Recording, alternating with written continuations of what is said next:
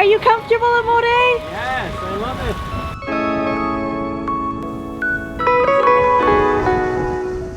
it. This is a story about 4 people exploring the Mediterranean on a 28-foot sailboat. There are quite a few little adventures which make up this story.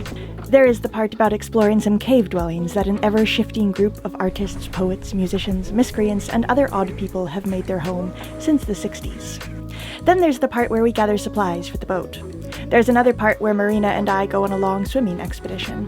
And finally, there's the part where we have a glorious day of sailing and arrive at an otherworldly anchorage. So now that you know the chapters, let's begin the story.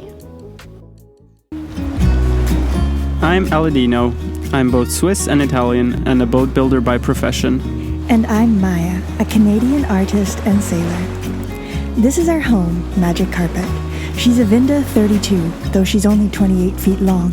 And 4 years ago, she fell 20 feet off a crane onto concrete. Insurance wrote her off, but ALADINO bought her, fixed her, and now she's our home. Our mission? To sail around the world as slowly as possible.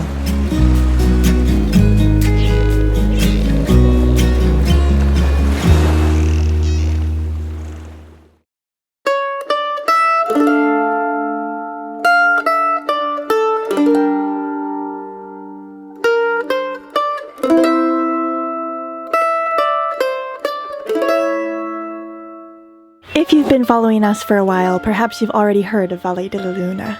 I mentioned it once last season, with regret that we didn't have enough time to visit. It's a rocky outcrop in northern Sardinia, reachable by foot or by boat, which has been home to drifters and transients since the 60s. This season we wanted to check it out. We are anchored here. And now we take the unmarked trail to explore the Hippie Caves. We walked along the dry dirt path between piles of contorted boulders that resembled all kinds of shapes as long as your mind has imagination enough to conjure them. We also saw a tortoise slowly escaping from our footsteps. As we descended down the valley, the glimmering blue of the Mediterranean poked through the rocks. Ah yes, if I ever live in a cave, I reckon here is a pretty good place to do so. The locals sold jewelry and lounged in the shade. We noticed little dwellings peering out of cliff faces. Behind every rock is the potential for a living room. But soon enough, the heat got to us, and we jumped into the water to cool off.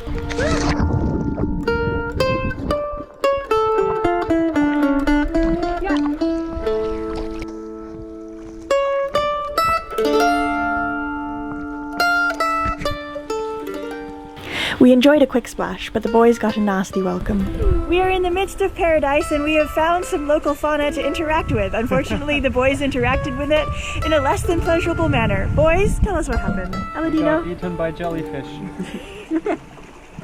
Went straight for the jugular. It's gonna swell. Marina and I managed to get out unscathed. Return to the boat! Injured, but not defeated. I don't really feel like we got any sense of Valle de la Luna's unique culture, though I also sense that we couldn't have discovered it in only a day anyway, and we had other places to visit.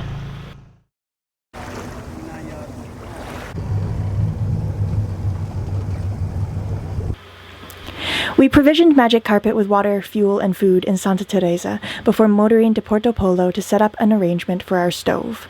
Our stove broke quite a few episodes ago, and getting the new one shipped to us has been a disaster. We knew the owners of a bar in Porto Polo, and we hoped to use their address to get the stove forwarded on to us. We dropped anchor in the evening and settled in for the night.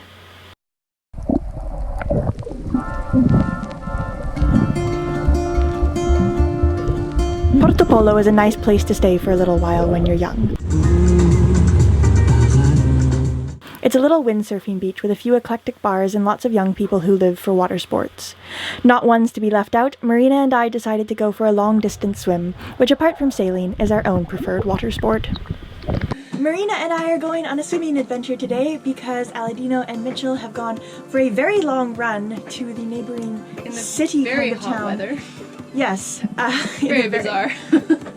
To go and get a zinc for our propeller because our old one inexplicably fell off. We're not exactly sure how that happened, but they've gone to get a zinc, and we're gonna go for an explorative swim, and we shall bring you with us.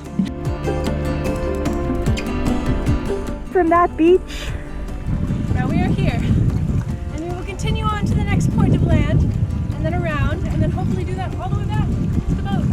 Yoo-hoo! We have now made it to a different rock. Almost halfway. Almost halfway around this little island thing. And then we shall return to the boat. It has been a good swim so far. We shall continue.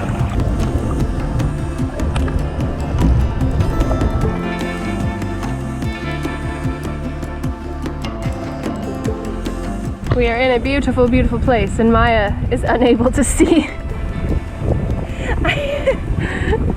I have a big problem with my eyes, where I really am like pained by the sunlight, and so I've been going like this, looking around at the bay to try and block it, or wearing my goggles, but that kind of makes everything a little bit blurry as well.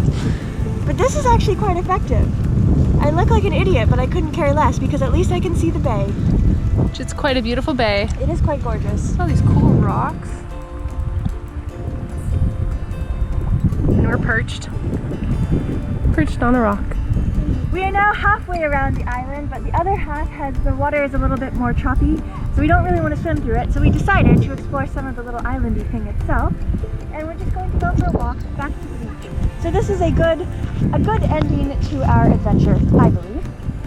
And Marina, what are your thoughts about our adventure thus far? It's been a great adventure. We swam some good distances. We saw some cool fish and lots of sea slugs and rocks and really pretty water. But now we're exploring via foot. These things right here, that's what we're using. And it is also quite beautiful. And we're seeing the same thing as we just swam pretty much, but from land. It's an exciting world. It is indeed. We are back on Magic Carpet after a successful adventure, and now we are making a smoothie in our patented Magic Carpet blender. It's not actually patented, but it is pretty cool. Marina, blend the smoothie. Seems to be working.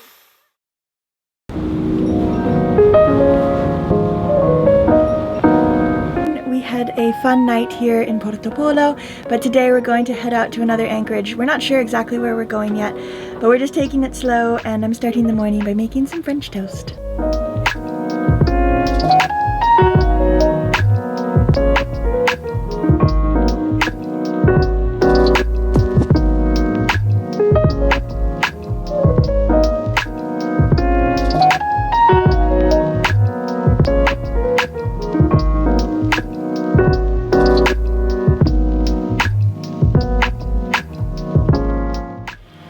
We ate a good breakfast of French toast, then we pulled up anchor and headed off for a day of absolutely wonderful sailing. Mitchell, how do you enjoy sailing? It's good. Excellent. Yeah, so far so good. Beautiful. It's a fantastic day for sailing. This is one of my favorite regions for this. In the morning the wind picks up and you can go on a fantastic cruise, and wherever you drop the anchor it's paradise. So what else do you want from cruising life?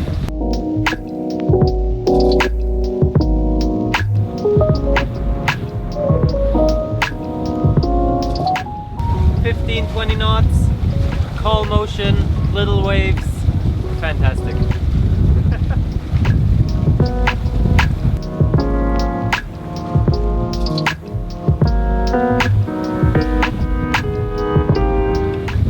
Empty bilge, full fridge, fabulous.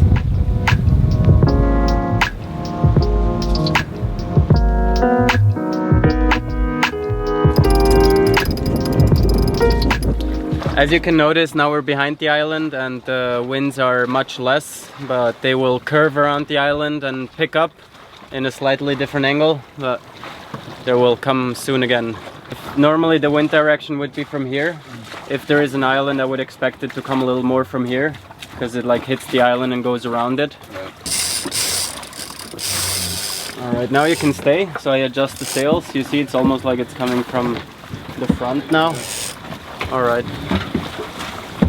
And then you can slowly head up again. There we go. Marina, tell us how you remember what a jibe is.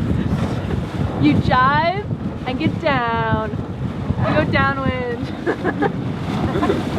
That's brilliant. I love it. I'll be here all week. For all you wannabe sailors out there, Marina teaches sailing lessons. We're kidding, she does not, but she could.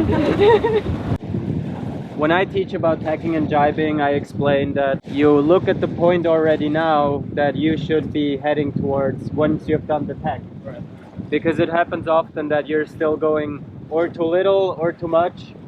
So the easiest is just of taking a point, I will steer until the bow points that way. And then you adjust sails accordingly and you get the little trims at the end. And maybe you can go a little higher again or a little lower. But that's a good way of doing it. Because otherwise you're not sure, like, ooh, where am I going now? To switch the fuel line to the other side, do you pull it in so you're helping it go in and then you let it out, or you just let it like the wind? It depends on how windy it is. Usually I do take it with, like, once you're going into the wind, I slowly pull it along. Because so we all also take more motion with us. Remember, the more you go into the wind, the more you bring it in anyway. So as you're tacking, you're going into the wind. So I bring it in slowly as you go into the wind. And then you just leave it in the middle until you're facing the other side, and then you let it out a little bit, depending on what course you want. If you want to keep continuing going downwind, you leave it in, more or less. Upwind. Upwind, if you're continuing upwind on the other bow, you leave it in the middle. If it's very windy, you let it out a little more. But if you go from beam reach to beam reach, then you take it in, go over, slowly let it out. Very symmetrical process. Yeah, totally. Yeah. And one guy is always, one guy or girl is doing the same thing with the jib, with the Genoa. But that's harder. When you're racing, then you also bring it in a little degrees while you're going into the wind. Like now, we wouldn't care. And actually, you saw the board? Yeah. One thing that I do often is I tack, and I even leave the Genoa a tiny bit so the backwinded Genoa turns the boat around quicker. It's not necessary, but if you just wait a little bit and leave it on this side, the wind will blow in it and the boat turns much quicker. But that's more of a racing thing, not necessary. Like you can just open it up, come over, pull it in on the other side.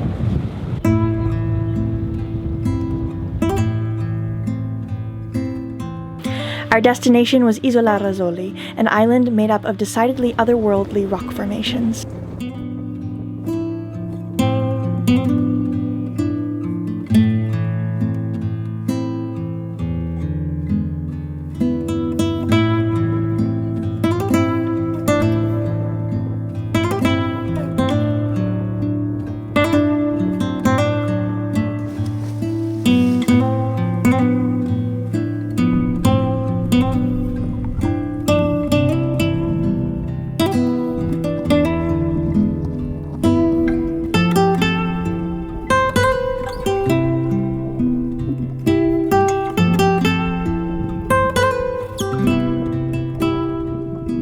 We secured the boat in a little bay and then set out to explore the many fascinating things which the island offers. But for that, you'll have to wait for the next episode.